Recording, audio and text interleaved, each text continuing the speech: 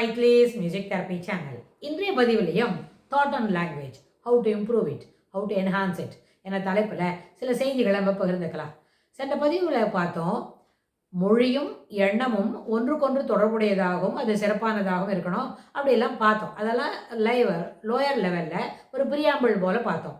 ஆனால் இது ரெண்டுத்தையும் என்ஹான்ஸ் பண்ணணும் அப்படின்னு சொன்னால் ஒரு காயினுக்கு ரெண்டு பக்கம் இருக்கும் இல்லையா? எல்லா விஷயத்துக்குள்ளும் ரெண்டு சைடு இருக்கும். ஒரு தெரிஞ்சு கொள்ள வேண்டிய செய்தி, நம்ம எது தெரிஞ்சிருக்கணும் அது ஒரு சைடு, இன்னும் தெரிஞ்சு கொள்ள வேண்டியது இன்னும் கொஞ்சம் பின்னாடி சைடில் இருக்கும் அப்படின்னு. A coin has two sides அப்படின்னா ரெண்டு பக்கத்தையும் ஆராய்ந்து பார்த்து விசாரித்த பிறகு தான் சரியான முடிவை நம்மளால் எடுக்க முடியும். அது பொதுவாக சொல்கிற கருத்து. ஆனால் இங்கேயும் அது நல்லபடியாக பொருந்தும். என்னன்னு கேட்டால், தாட் அண்ட் லாங்குவேஜ் ரெண்டுத்தையும் சிறப்புப்படுத்திக்கணும், ரொம்ப என்ஹான்ஸ் பண்ணணும், மேலும் மேலும் வளர்த்து கொள்ள வேண்டும் அப்படின்னு சொன்னால் இட் இஸ் ஒரு காயினோட ரெண்டு சைடு போல அப்படின்னு. அதற்கு முதல்ல செய்ய வேண்டியது, you should feet your self. நிறைய படிக்கணும். என்னெல்லாம் படிக்கணும் அப்படின்னு கேட்டால், புது புது செய்திகளை தரக்கூடிய ஒரு வியாசங்களை படிக்கலாம், கட்டுரைகள் படிக்கலாம். அதுக்கப்புறம் இதுக்கு முதல்ல தாட் அண்ட் லாங்குவேஜை சிறப்புப்படுத்தணும்னு சொன்னால், நம்மளோட எண்ண ஓட்டங்கள் இருக்கே, மூளையில் பகிர்ந்து கொடுக்குறமே. சில பதிவுகளுக்கு முன்னாடி பார்த்தோம், neuroplasticity of the brain அப்படின்னு.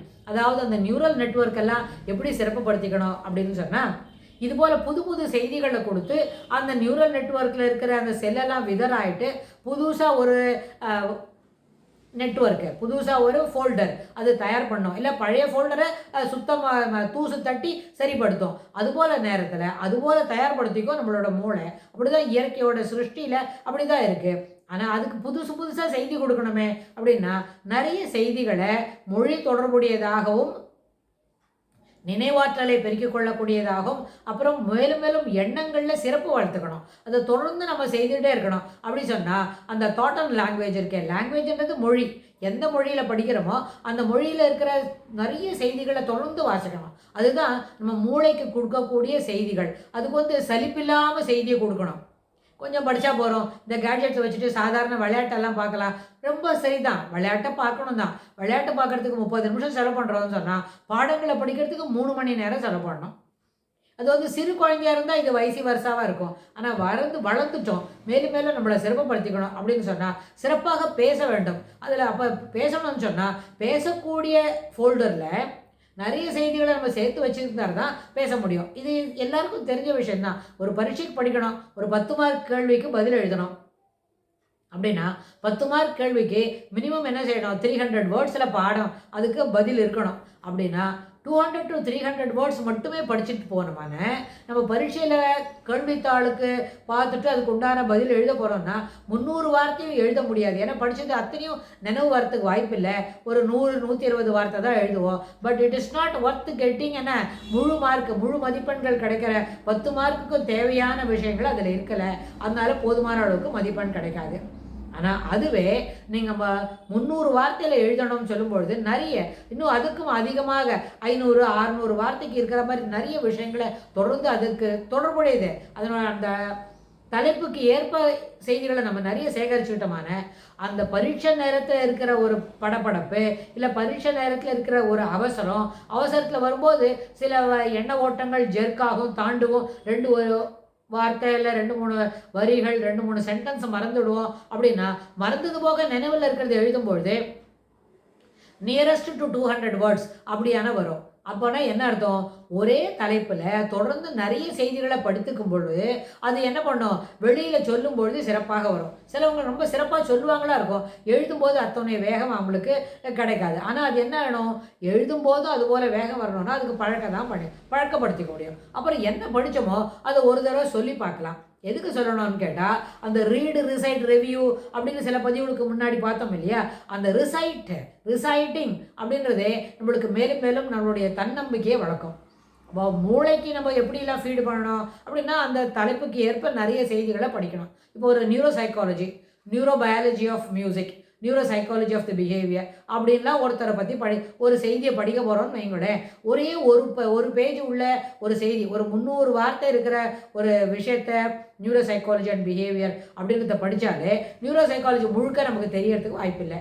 ஆனால் நியூரோ சைக்காலஜிக்கு தொடர்ந்து நிறைய படிக்கணும்னா அதில் இருக்கிற அந்த டாப்பிக்கில் இருக்கிற புஸ்தகத்தில் என்னெல்லாம் செய்தி சொல்லியிருக்கோ அதை சலிக்காமல் தொடர்ந்து படிச்சுக்கிட்டே வந்தால் தான் அந்த டாப்பிக்கில் நிறைய விஷயம் நம்மளுக்கு தெரிய வரும்.